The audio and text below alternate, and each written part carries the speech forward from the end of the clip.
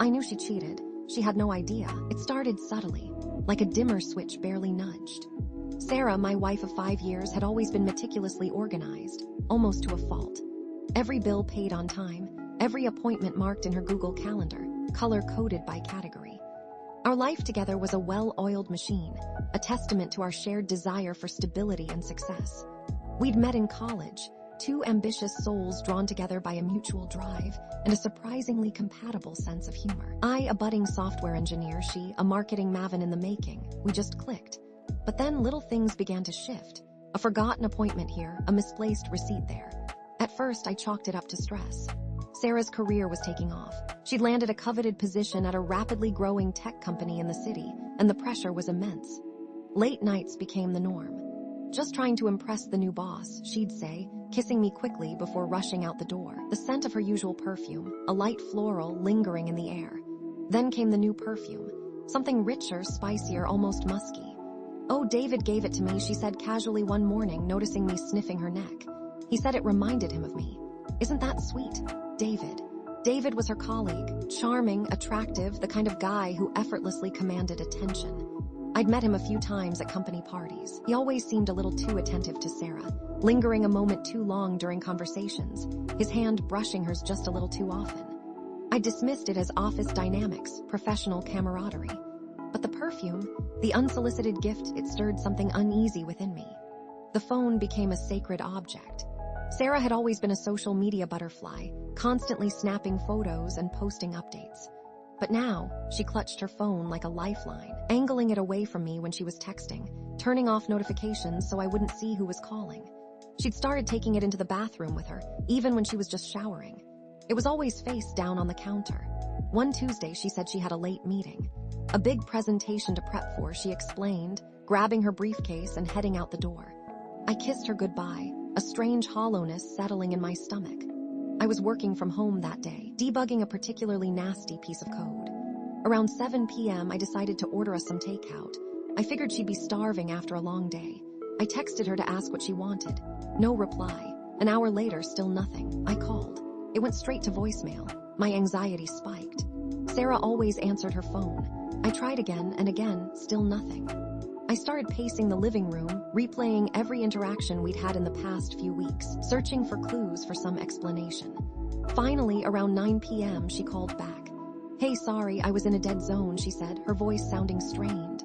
"The meeting ran really late. I just got back to my desk." "Dead zone? At the office?" I asked, my voice tight. "That's weird. There's always been great reception there." "Yeah, well, the elevators were acting up, and I had to go down to the parking garage to get a signal," she said, her explanation sounding rushed and unconvincing. "What's up?" I told her about the takeout. She said she wasn't hungry, that she'd already grabbed something from the vending machine. I felt a pang of disappointment, followed by a wave of suspicion. Why was she lying? That night, I couldn't sleep. I tossed and turned, my mind racing. I replayed the conversation in my head, dissecting every word, every inflection. I thought about the perfume, the phone, the late nights, the vague explanations. A cold dread crept over me. The next morning, I confided in Emily, my sister. She's always been the pragmatic one, the voice of reason in my life. I laid out all the suspicious incidents, trying to maintain a neutral tone, but my anxiety was palpable. Emily listened patiently, her brow furrowed. "Mark, I don't want to jump to conclusions," she said finally, "but it does sound a little off. Trust your gut. If something feels wrong, it probably is." Her words confirmed my worst fears. I knew deep down that something was terribly wrong, but I didn't want to believe it. Sarah was my best friend, my partner, the love of my life. She wouldn't do this to me, would she? I started subtly investigating. I checked our shared bank account. Everything seemed normal, except for a few small charges at restaurants I didn't recognize. I dismissed them as business lunches, client dinners. But then I found a hidden credit card statement tucked away in a drawer. It was Sarah's personal card, one she'd opened a few months ago, supposedly for online shopping. The statement revealed a string of charges at expensive restaurants, hotels, and even a high-end jewelry store. The dates coincided with Sarah's supposed business trips. My heart sank. The evidence was mounting, undeniable. I felt sick to my stomach, betrayed and heartbroken. I decided to install a hidden camera in our living room. I know it sounds extreme, maybe even a little crazy, but I needed to know the truth. I couldn't live with the uncertainty any longer. It was a small, unassuming device, disguised as a smoke detector. I positioned it carefully, making sure it captured a clear view of the main seating area. I told myself I was doing this to protect myself, to gather evidence in case things went south. But deep down, I was hoping, praying, that the camera would reveal nothing, that I was just being paranoid. I checked the footage every night after Sarah was asleep. Most of it was mundane, us watching TV, eating dinner, just going about our lives. But then, one evening, I saw something that made my blood run cold. Sarah was on the phone, pacing back and forth in the living room. I couldn't hear what she was saying, but her body language was telling. She was smiling, giggling, running her fingers through her hair. She looked happy, happier than I'd seen her in months. Then I saw it. She glanced at the camera, her eyes widening in alarm. She quickly turned away, lowering her voice to a whisper. I strained to hear what she was saying, but the audio was muffled. I can't talk right now, she whispered. He's here. I'll call you later. She hung up the phone, her face flushed. She stood there for a moment, her eyes darting around the room as if she sensed she was being watched. Then she let out a nervous laugh and walked away. I replayed the footage over and over again, trying to decipher who she was talking to. He's here. Who was he? I decided to dig deeper. I accessed Sarah's social media account, something I'd never done before, but I felt like I had no choice. I scrolled through her posts, looking for clues. I noticed that she'd been tagging herself at various locations during her business trips. I cross-referenced those locations with David's social media. To my horror, I discovered that he'd been at the same places, at the same times. One photo in particular caught my eye. It was a picture of Sarah standing in front of a famous landmark in San Francisco. She was smiling brightly, her arm linked with someone who was just out of frame. The caption read, "Exploring the city with my favorite travel buddy, work trip San Francisco, making memories." I zoomed in on the photo, focusing on the reflection in her sunglasses. I could barely make it out, but I saw a figure standing next to her. A man with dark hair and a familiar build. David. That was it, the final piece of the puzzle, the undeniable proof. Sarah was having an affair with David. I felt a wave of nausea wash over me.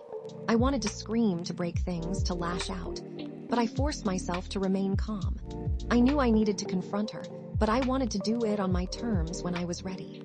I started documenting everything. I created a timeline of events, meticulously recording every suspicious incident, every lie, every piece of evidence I had gathered. I wanted to be prepared. I wanted to be able to present my case clearly and concisely, without letting my emotions get the better of me. One evening, I decided to follow her. She told me she was going out for drinks with her colleagues after work. I waited until she left, then I got in my car and followed her, keeping a safe distance. She drove to a trendy bar in the city. I parked across the street and watched as she went inside. I waited for about an hour, nursing a beer and trying to calm my nerves. Then I saw him, David. He walked into the bar, looking around furtively before disappearing inside. I sat there for another hour, watching the bar, my heart pounding in my chest. I wanted to go inside to confront them, to expose their lies, but I held back. I knew I needed to be patient. I needed to wait for the right moment. Finally, around 11 p.m., they emerged from the bar. They were laughing and talking, their bodies close together. They walked down the street hand in hand. They stopped in front of a hotel. David leaned in and kissed Sarah, a long, passionate kiss. I watched in stunned silence, my world crumbling around me. I'd seen enough.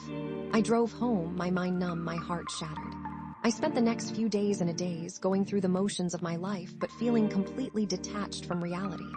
I couldn't eat, I couldn't sleep, I couldn't think. I just kept replaying the images in my head: Sarah's smile, the perfume, the phone, the hotel, the kiss.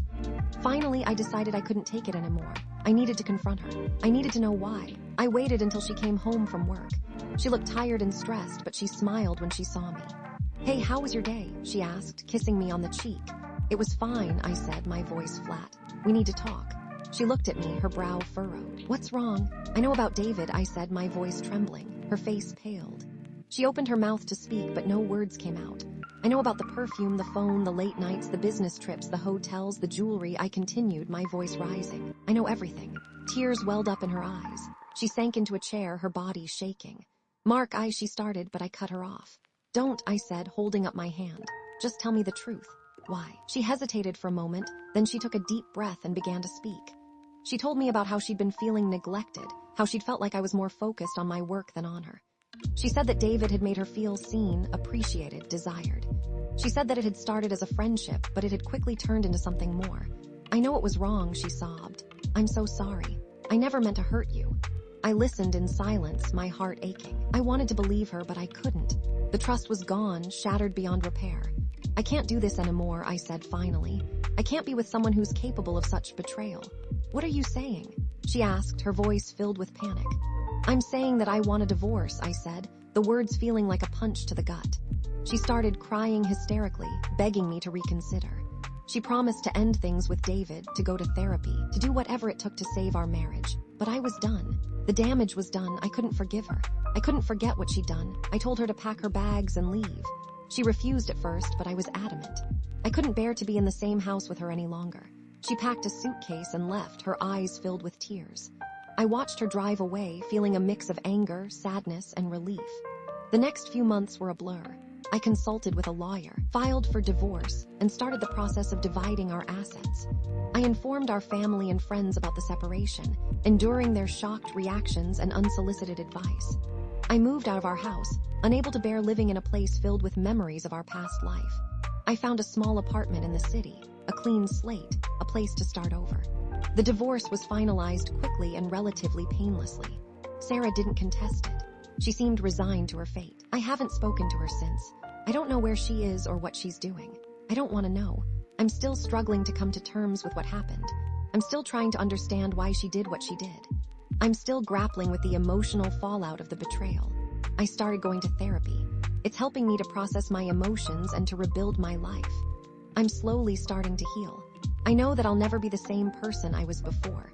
I've lost my innocence, my trust, my faith and love. But I'm determined to move forward. I'm determined to find happiness again. I'm starting to date again cautiously. There's someone new, someone nice. A coworker named Jessica that I initially overlooked, who's always had a kind word for me. But the shadow of what happened with Sarah still lingers. I find myself constantly questioning people's motives, looking for signs of deception. It is probably unfair to Jessica, but I can't help it. I look out the window of my apartment, contemplating the future. The city lights twinkle in the distance, a symbol of hope and possibility. I'm alone, but I'm not broken. I'm scarred, but I'm not defeated. I'm ready to start again. Maybe.